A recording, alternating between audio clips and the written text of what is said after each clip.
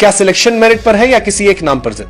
अब जरा ठंडे दिमाग से सोचिए, यह दुश्मनी का मामला नहीं है, लेकिन यह कहना भी गलत नहीं होगा कि मोहम्मद शमी और मोहम्मद सिराज को लगातार नजरअंदाज किया जा रहा है। हर्षित राणा को हर स्क्वाड में रिपीट किया जा रहा है, जबकि शमी जैसे प्रेशर हैंडल करने वाले मैच विनर और सिराज जैसे न्यू बॉल स्पेशलिस्ट को एक भी मौका नहीं मिल रहा।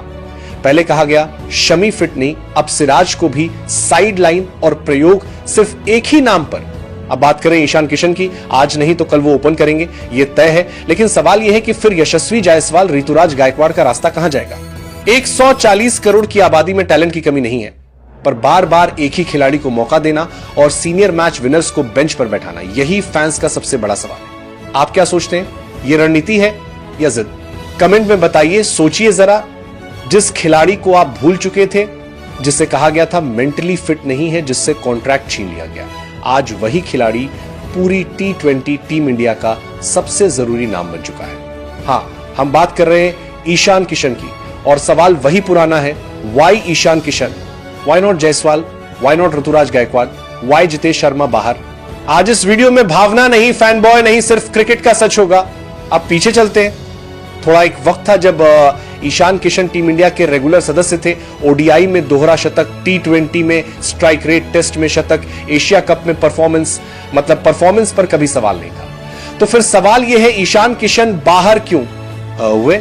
सच सुनिए, ईशान किशन को बाहर इसलिए नहीं किया गया क्योंकि वो खराब खेल रहे थे, उन्हें बाहर किया गया। एक आइडिया फिट करने के लिए टीम इंडिया ने सोचा हमें चाहिए एक फायर प्लेयर और एक anchor fire Ishan, anchor Shubman Gill. लेकिन दिक्कत यह हुई कि गिल एंकर नहीं बन पाए और ईशान को हटाकर जगह बना दी गई। यहीं से शुरू हुई ईशान किशन की सबसे कठिन यात्रा। अब आते हैं असली सवाल पर, व्हाई नॉट जायसवाल और गायकवाड़? देखिए, जायसवाल शानदार खिलाड़ी हैं, गायकवाड़ शानदार खिलाड़ी हैं, लेकिन एक फर्क है, दोनों सिर्फ बल्लेबाज हैं। ईशान बल्लेबाज प्लस विकेट कीपर है। आज की टीम इंडिया बैकअप नहीं, मल्टी ऑप्शन चाहती है। अगर संजू सैमसन खेल रहे हैं तो उनका बैकअप चाहिए, और बैकअप ऐसा चाहिए जो ऊपर भी खेले, तेज भी खेले, विकेट भी संभाले। यहां पर जायसवाल और गायकवाड़ रेस से बाहर हो जाते हैं। अब आते हैं जितेश शर्मा पर। सबसे बड़ा सवाल, जितेश ने क्या गलत किया? जवाब बहुत सिंपल है, कुछ भी गलत नहीं किया। लेकिन क्रिकेट गलती से नहीं, आइडियोलॉजी से चलता है। पहले टीम इंडिया का फार्मूला था विकेट कीपर फिनिशर, इसलिए जितेश आए। अब फार्मूला बदल गया, विकेट कीपर ओपनर, इसलिए संजू आए, और संजू के बैकअप में जितेश फिट नहीं बैठते। ये क्रूड लगता है, लेकिन यही इंटरनेशनल क्रिकेट है। अब बात करते हैं ईशान किशन की वापसी की असली वजह। ईशान किशन ने कोई इंटरव्यू नहीं दिया, कोई रोना नहीं रोया, कोई ट्वीट नहीं किया। उन्होंने सिर्फ एक काम किया, डोमेस्टिक क्रिकेट खेला। नसैयद, मुश्ताक अली ट्रॉफी, सबसे ज्यादा रन, सबसे ज्यादा स्ट्राइक रेट, फाइनल में शतक, कप्तान बनकर ट्रॉफी, 49 गेंदों में 101 रन। ये शतक नहीं, चेतावनी थी सिलेक्टर्स के लिए, सोशल मीडिया के लिए, पूरे क्रिकेट सिस्टम के लिए। अब सवाल पूछिए खुद से, 517 रन बनाने वाले खिलाड़ी को कैसे इग्नोर करोगे? ट्रॉफी जिताने वाले कप्तान को कैसे रोकोगे? यहीं से ईशान किशन के दरवाजे दोबारा खुलते हैं। क्रिकेट में एक लाइन याद रखिए, फायर रिप्लेसेस फायर। अगर आपकी टीम संजू प्लस अभिषेक जैसी हिटिंग जोड़ी पर चल रही है तो रिप्लेसमेंट भी उतना ही फायर चाहिए। आइस से फायर रिप्लेस नहीं होता। यही वजह है KL राहुल भी पीछे रह जाते हैं, और यही वजह है ईशान किशन आगे निकल जाते हैं। अब जरा मोहम्मद शमी को याद करिए, वो शमी जो हर ICC टूर्नामेंट में चमके, वो शमी जिन्होंने 2023 वर्ल्ड कप लगभग जिता दिया। लेकिन कहा गया शमी इज अनफिट, और फिर शमी ने रणजी में 40 ओवर डाले, 7 विकेट निकाले, और कहा अब बताओ फिट हूं या नहीं। ईशान किशन और शमी दो अलग खिलाड़ी, लेकिन कहानी एक है, परफॉर्मेंस ही जवाब है। तो अब सवाल आपसे, क्या ईशान किशन सिर्फ बैकअप रहेंगे या जल्द ही प्लेइंग 11 में दिखेंगे? क्या शुभमन गिल का T20 चैप्टर खत्म हो चुका है? क्या जितेश शर्मा को दूसरा मौका मिलेगा? और सबसे बड़ा सवाल, क्या अब डोमेस्टिक क्रिकेट को सही मायने में रिवॉर्ड मिल रहा है? क्रिकेट हमें यही सिखाता है, इंसान तब तक नहीं हारता जब तक वो हार नहीं मानता। ईशान किशन नहीं माने, मोहम्मद शमी नहीं माने, और शायद यही वजह है कि आज दोनों फिर चर्चा में है। अगर आपको लगता है कि परफॉर्मेंस को मौका मिलना चाहिए, तो क्योंकि क्रिकेट में वक्त का खेल सबसे खतरनाक होता है, तो अब सवाल बदल चुका है। अब सवाल ये नहीं कि ईशान किशन क्यों आए, अब सवाल ये है बाकी सब क्यों नहीं है।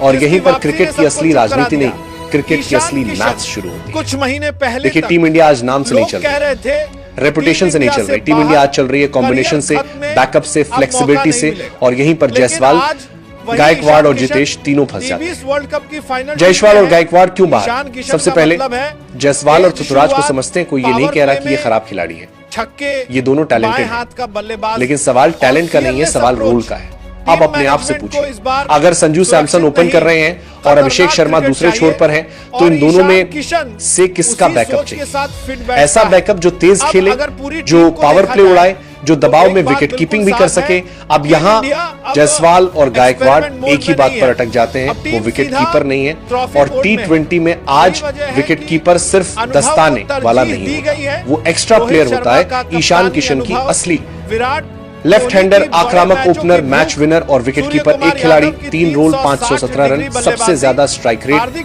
फाइनल में शतक और कप्तान बनकर ट्रॉफी। अब सवाल ये नहीं कि ईशान चुने क्यों गए, सवाल ये है कि उन्हें नजरअंदाज कैसे किया जा सकता था। जितेश शर्मा ने क्या गलत किया? कुछ भी नहीं, बस टाइमिंग बदल गई। पहले टीम को चाहिए था विकेट कीपर फिनिशर, अब टीम चाहती है टॉप ऑर्डर विकेट कीपर। यहीं से शुरू होता है संजू सैमसन इफेक्ट। सोच बदली, रोल बदला और उसी रोल का बैकअप बना। ईशान किशन T20 का नियम सीधा है, फायर की जगह फायर ही आता है। हर गेंद पर इंटेंट, हर मैच आग। अगर संजू फिट नहीं हुए तो पहला नाम ईशान किशन। इग्नोर होना सबसे खतरनाक चीज होती है, और जो इग्नोर होकर भी रन बोले वो वापसी नहीं करता, मैसेज देता है। और ईशान किशन का मैसेज साफ है, आज बैकअप कल नहीं। अगर ईशान को एक मौका मिला और वो 30 गेंद में 60 कर गए, तो फिर टीम मैनेजमेंट के सामने सबसे मुश्किल सवाल खड़ा होगा। बैकअप नहीं, इंपैक्ट चाहिए, और इंपैक्ट 1 लाख हो रहा है इसके टीम मैनेजमेंट के सामने, फॉर्म से नहीं, मोमेंटम से बनता है शुभमन गिल ब्रेक या बाय। अब बात करते हैं सबसे संवेदनशील नाम की, शुभमन गिल। कभी वही खिलाड़ी जिसके लिए ईशान को बाहर किया गया, आज वही खिलाड़ी T20 से बाहर है। क्रिकेट कितना बेरहम है ना। अब सवाल ये नहीं है कि गिल खराब है, सवाल यह है क्या वो T20 के लिए बने हैं? जब टीम को चाहिए पावर प्ले, धमाका, 200+ का माइंडसेट, तो कंसिस्टेंसी नहीं, एक्सप्लोजन चाहिए। और फिलहाल वो एक्सप्लोजन ईशान के पास है, मोहम्मद शमी कनेक्शन। अब जरा शमी की कहानी सुनिए। कहा गया शमी फिट नहीं है, शमी ने जवाब दिया रणजी में 40 ओवर 7 विकेट, बस, कोई इंटरव्यू नहीं।